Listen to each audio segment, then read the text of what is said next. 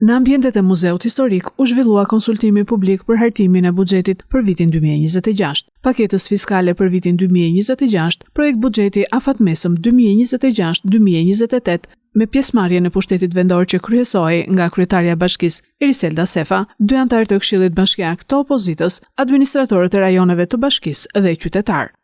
Disa nga problemet për të cilat u diskutua ishin rikonstruktimi rrugëve të qytetit, mungesa e vendparkimeve të automjeteve, ndërtimi një muri rrethues tek varrezat publike, edhe probleme të tjera që shqetësonin qytetarët.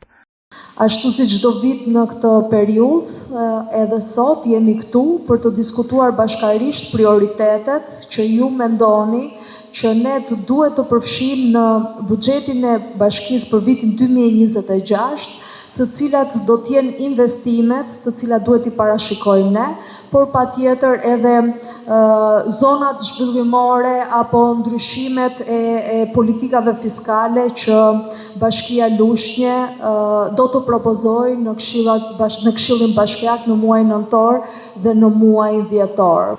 Nuk kemi rrugë, ke ardha atje ke ecat qaku edhe ke lënë pa asfalt.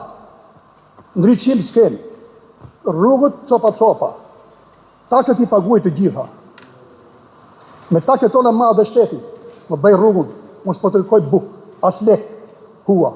Dua rrugën, si gjithë kryetarët e Lushnjës. Që t'iken fëmijët e mi dhe tut, t'iken vjen shkollë dhe mos bëhen me balë.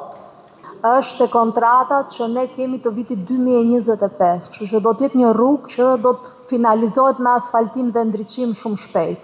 Nga postobloku deri ke Çollaku, midis shinave të trotuarit, ekziston një hapësirë goxha e madhe, nuk di ta them me metër se sa. Aty ecin banor apo individ të moshave të ndryshme. Shpesh i shikojmë që nuk e përfundojnë dot ecjen deri në fund. Do duhen të ulen poshtë në tokë për të qetësuar. Çfarë mund të bëjmë për atë hapësirën që është midis shinave dhe trotuarit? Shqetësimi më i madh fare, parkimet.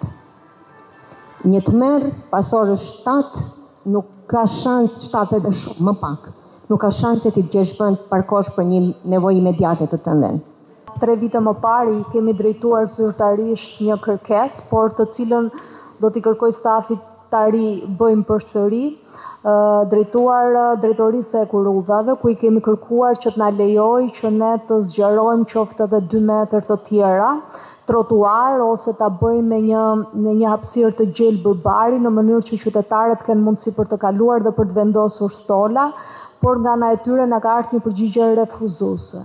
Gjithsesi ne do t'ja ripërcjellim përsëri në kuadër të kërkesave të qytetarëve.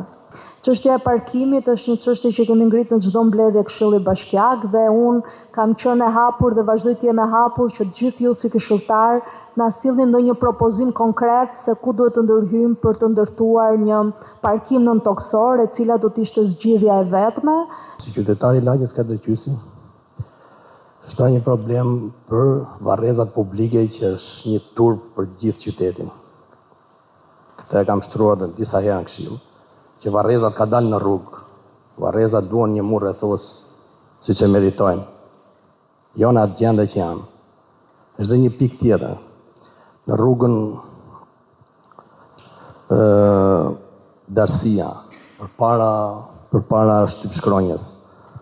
Është një kanal i hapur që të gjithë ajo unazë që ju bët investimin atje si bashki, derdhen të gjithë ujërat e zeza. Është e papranueshme. Derdhen ujërat e zeza. Vërtet një problematikë që ne duhet të hyjmë në mënyrë emergjente, kështu që patjetër që do të jetë një nga prioritetet dhe rrethimi i gjithë varrezave publike në mënyrë që të japim dinjitet dhe atyre që janë atje, por patjetër të japim edhe një formë tjetër rrugës nga ana urbane. Faleminderit, është një sugjerim me shumë vend.